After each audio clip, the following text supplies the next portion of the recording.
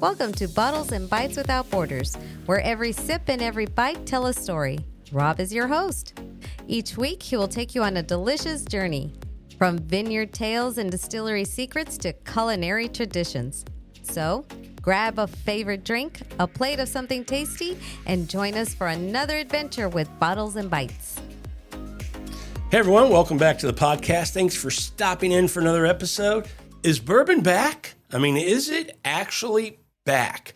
Could somebody like me who's loved bourbon for over a decade, been into it, a big time collector, could I finally be at a point where I'm curious, I'm interested, I'm excited to go back out and find another bottle? Because, after years of me chasing these bottles, I got kind of tired of it. I mean, I got kind of burnt out. And I think I've done some episodes where we talked about you just couldn't find anything anymore. So you kind of gave up. Getting up early, lining up at dawn at these different liquor stores to hopefully get an opportunity to buy something good. I think myself, along with a lot of bourbon lovers, are now finally starting to wonder, is the tide finally turning? And my goodness, we hope so. We just had recently, Heaven Hill released a offering called the Old Fitz, and the Old Fitz line is a very popular, very hard to find, very hard to get line of whiskeys. It's a wheated bourbon from Heaven Hill. They've just released this Old Fitz 7-year bottled in bond for a retail price of $60.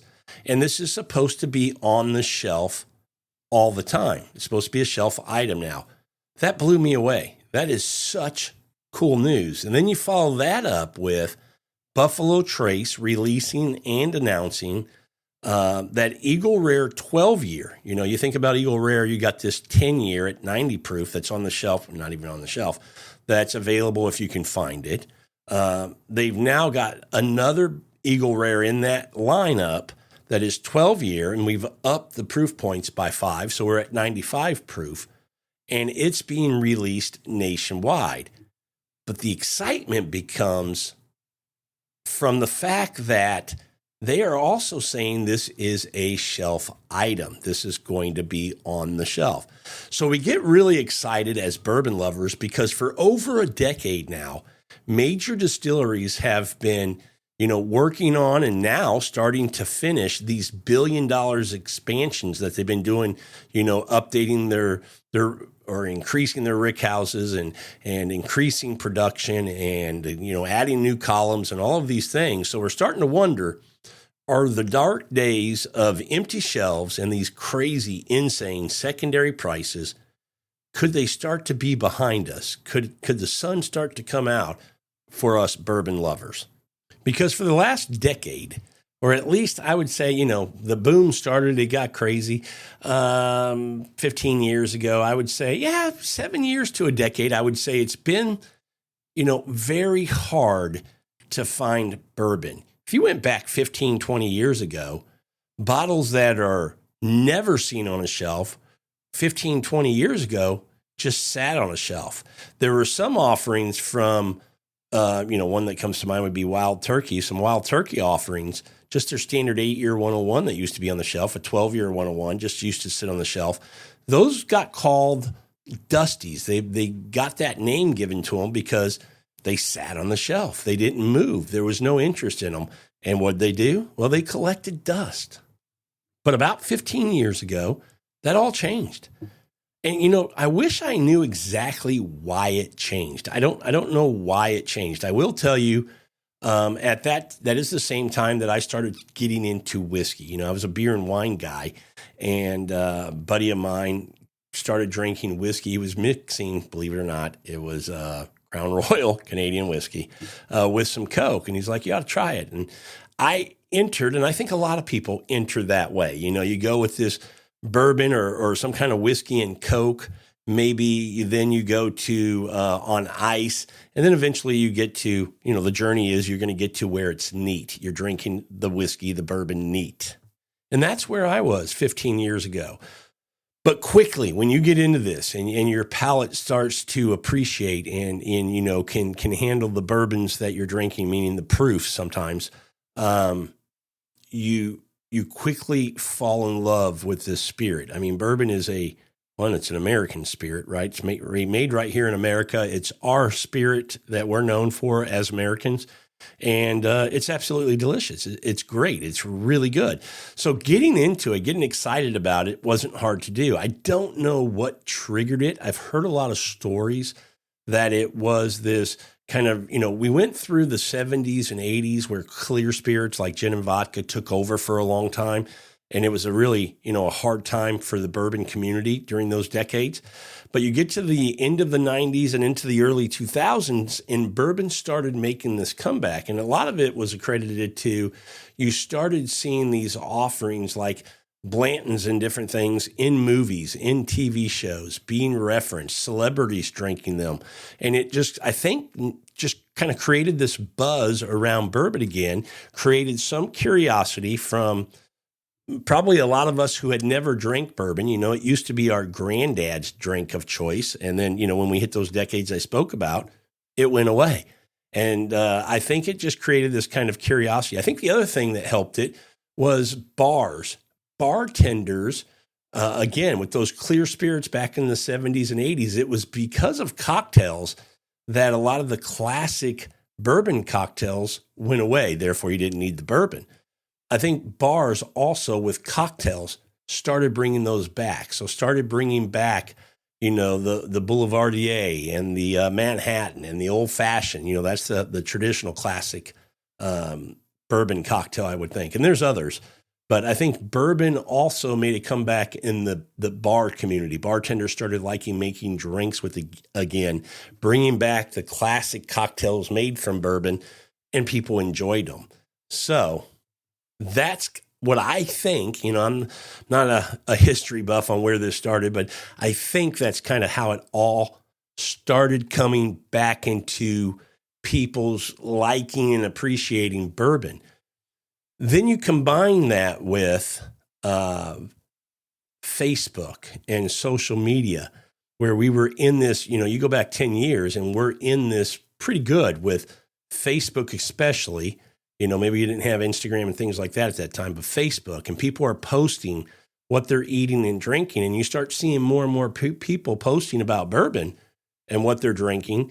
Again, it's just that creates that curiosity and people start looking. So the boom comes, 15 years ago, and it is a snowball that grows into, just a huge, huge snowball that just cleaned out everything. And what I mean by cleaned out everything is, it had this kind of avalanche effect on the bourbon world for those of us who love bourbon, meaning shelves just got cleaned out. When we think about all these legacy producers that are making great bourbons, and you find them early in your journey, they're on the shelf, or at least they're a couple times a year, you still run into them.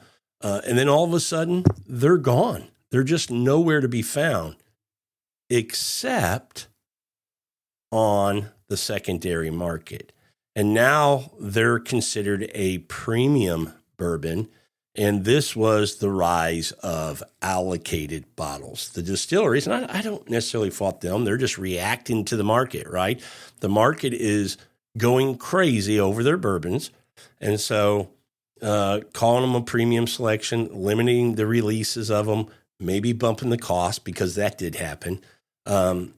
That created this rise of, this premium and allocated bottles category.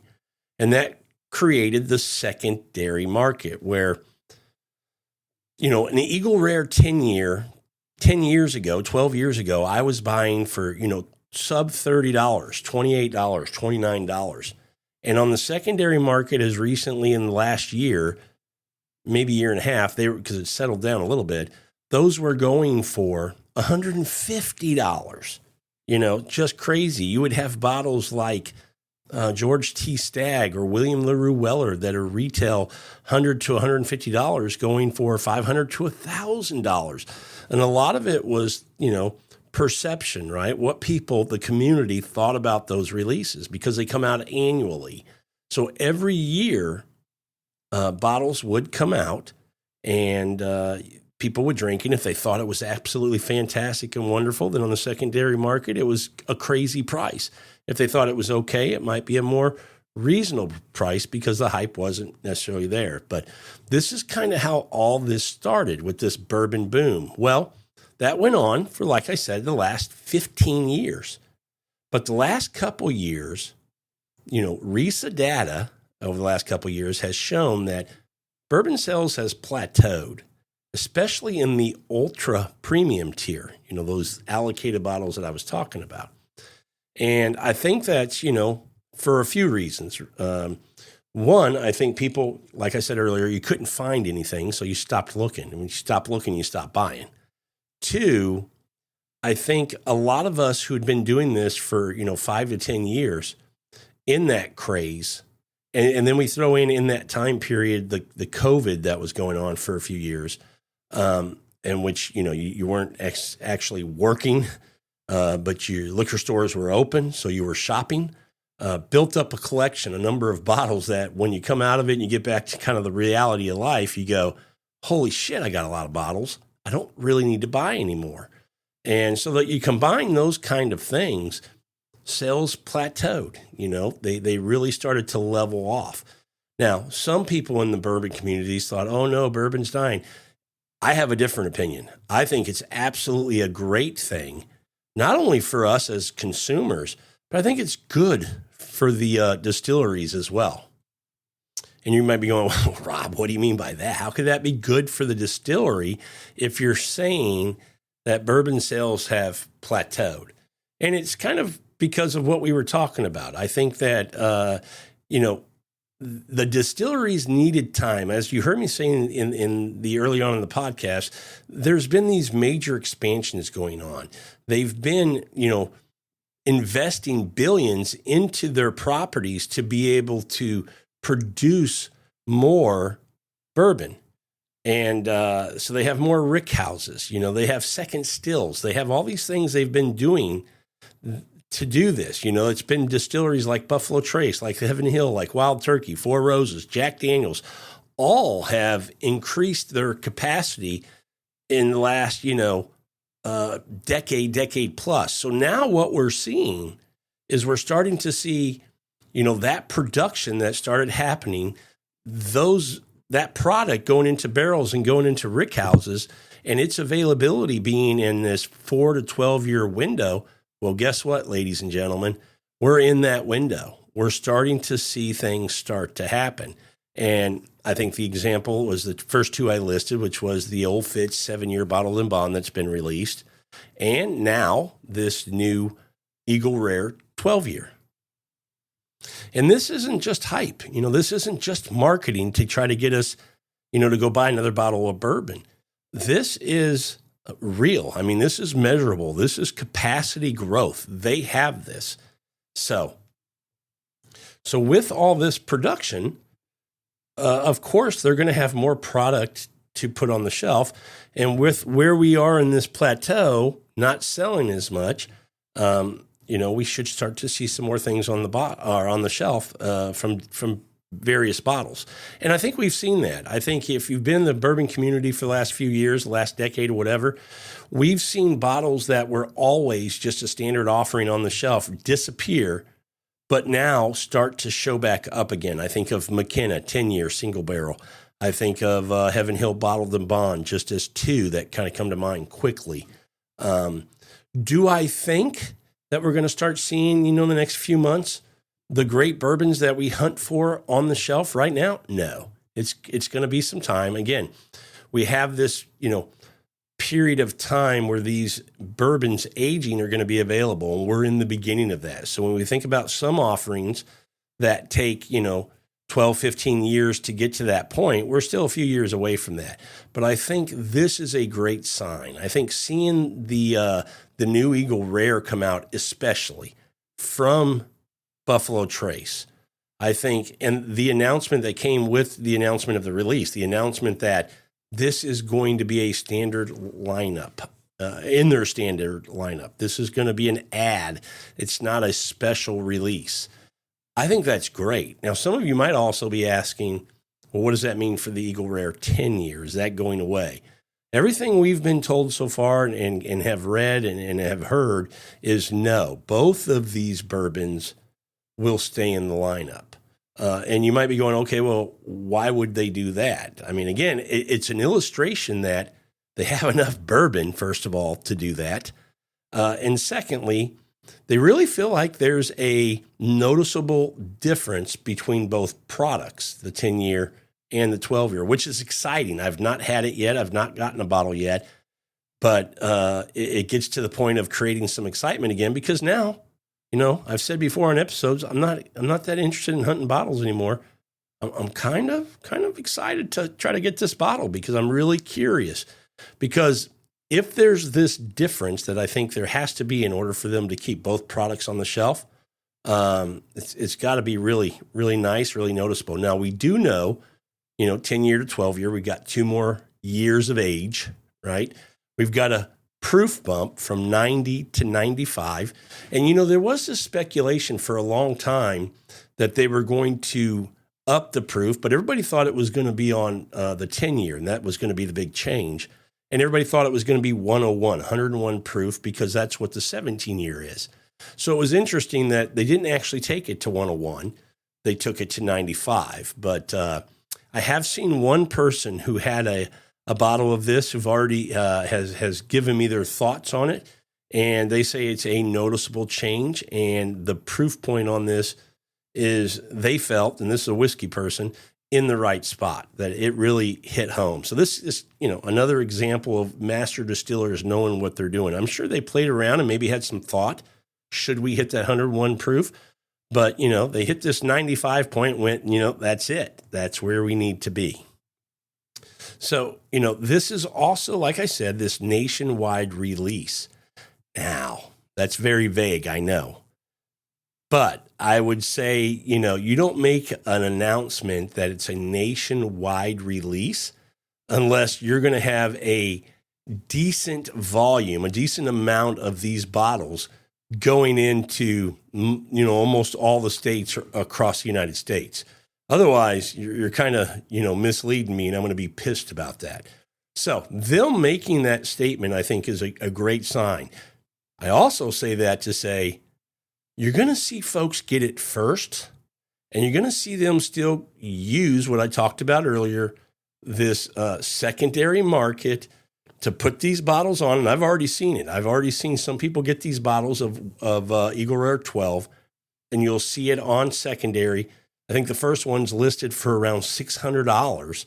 Nobody was biting. More bottles came out. More got listed. They got down to, between $150 to $300 per bottle where people were still buying them. My point to you there is be patient. Just wait. Don't be that 4-year-old version of yourself. And I'm guilty of it as well, of not being able to wait. But be patient and wait, because if it's true what Buffalo Trace and other distilleries, Heaven Hill, are saying, these are going to be on the shelf items, I think that's going to be the case. I think we're going to start seeing them. And I did call some store owners that I know, and I asked them, with these coming out and being released, do you plan on holding these back? Do you plan on putting them in the back? Do you plan on keeping them for, loyalty and things like that? And I was told no. They plan on putting these on the shelf and making them available as you come in. So I thought that was a good note. Now, I don't, you heard me say earlier, I don't think you're going to start to see all of the high-end unicorn bottles anytime soon, maybe, in a few years. But I do think there's still an opportunity to see some bottles, like I said, that had disappeared that were kind of on the shelf. Not all the time, but, a few times a year, you would definitely run into a couple of them, like the E.H. Taylor Small Batch, the E.H. Taylor Rye, Weller 12, Weller 107. These were, a few bottles that I remember you could just, stumble into. It might not be sitting on the shelf. Sometimes they were. But at least a few times a year here in Texas, a liquor store would get them in and put them out. And that, over the last 10 years went away. You just can't find them. So just having those bottles come back is, would be a great thing, would get me more excited to know that I could get those.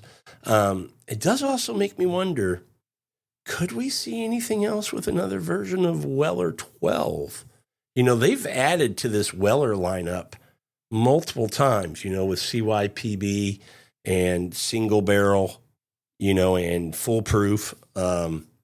could they continue that line of Weller products and follow what Eagle Rare did? Could they take a Weller 12 and make a new version that's at a higher proof? Because right now, a lot of people love Weller 12. Their only complaint would be it's 90 proof.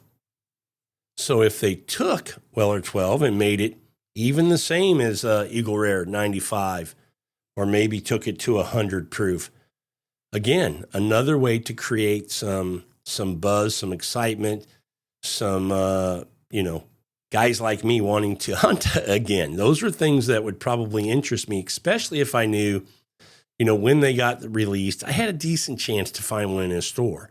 That's the biggest part. So now I say find it in the store because we already know that sales are down, and I say down, have plateaued. Part of this equation is people like me who haven't bought a whole lot in the last few years, 3 years, wanting to buy again. But the other part of that equation is stores who get these bottles have been holding them back. We're kind of hoping that they'll put them out, that they don't continue to just hold them, because they can control that as well if they don't put them on their shelves. So, and they don't still mark them up, and I think for a while you may see that until they become more readily available. I think, as I mentioned, you're going to see people trying to flip them on secondary markets. I think the same could be said of store owners. I think they're going to still be trying to mark it up to a secondary-like price and still trying to, maximize their profit on that bottle as well. I hope not. I hope the stores are like, hey, look, if we can get people back in buying bourbons and doing things, that's what their goal is. But I don't think so. I think what we're going to see happen is stores are going to continue to operate the same way they are. They're going to take these bottles, make them a special offering, a secondary, a limited release, hold them in the back for at least a period of time. But it's also encouraging, as I told you, I called up some store owners, and they did mention to me that they plan on, putting these things out, and it's a first come, first served basis. So I think we're still going to be in this kind of awkward spot that, trying to figure out what stores are doing what and who's getting what. But I think, in over the course of a year to multiple years, we're going to see bourbon get back to this kind of, let's just call it normal, where it was 15, 20 years ago, not this bourbon craze. I think people are going to still enjoy bourbon, but I think with the production levels being what they are and plateauing in sales, they're going to be able to keep up with demand, it looks like, based on announcements, based on what they're doing. And they're going to be able to produce more offerings, which is great for those of us who absolutely love bourbon. So the question becomes then, should bourbon lovers be hopeful? And I think yes. The short answer is absolutely yes. But as I just said, we need to be, mindful of our expectations. Like I said, the outcomes are going to be, 12 to 24 months at the earliest. And it's going to be the core products that we saw go away from the shelf. They're going to come back first, like we're talking about. Although, we're already seeing a couple, these two releases. I would say Eagle Rare is a core product, but that Old Fitz 7-year, that's really cool. Now, again, some people might be going, that used to be a core product, Rob, before the craze. It could have been on the shelf all the time back in the day. Probably was. It just looks like a very special bottle when we think Old Fitzgerald. But anyway, rare bottles, they're still going to be very rare. They're going to be hard to get. I think they're going to continue to come down on secondary pricing because people are going to know that if I'm just patient and wait, I might get a bottle, or the price is just going to continue to fall because somebody wants to sell it. And I think we're going to see those price corrections as supply catches up with what's out there and available for everybody. So again, as I said earlier, be patient, don't chase, just enjoy what's already out there. There are some great bourbons that sit on the shelf that you can buy every day, things like Old Forester 100, Wild Turkey. I think their Russell's line is great. Rare Breed is fantastic. You've got lineups from Jack Daniels. Jim Beam makes some great things that are on the shelf all the time. I think about that Knob Creek lineup that is fantastic. So you got lots of good stuff on the shelf. keep enjoying that. Be patient, and I think you're going to find some great bottles at a fantastic or a retail price down the road for sure. And that's going to be a wrap of this episode of Bottles and Bites Without Borders. You know, the bourbon world is definitely shifting. Maybe not back to the good old days, but definitely towards something better than it has been the last decade. With these distillery expansions rolling out, secondary hype cooling off, and bottles like Eagle Rare 12 showing up, that's great reason for hope. So I'm really excited about, what could be coming down the road in the world of bourbon. So keep your shelf stocked, stay patient, keep your glass full of something you love, and don't forget, it's not about hunting unicorns. It's about enjoying the ride. If you enjoyed this episode, make sure to subscribe, leave a review, and share it with your fellow bourbon fans. You can find more content, tastings, and behind-the-scenes pours at bottlesandbiteswb.com. I'm also on Instagram. I'm on Facebook and on X. Until next time, I'm Rob Clark, host of Bottles and Bites Without Borders. Cheers to good company, great flavor, and a bourbon worth sipping on. See you guys on the next one.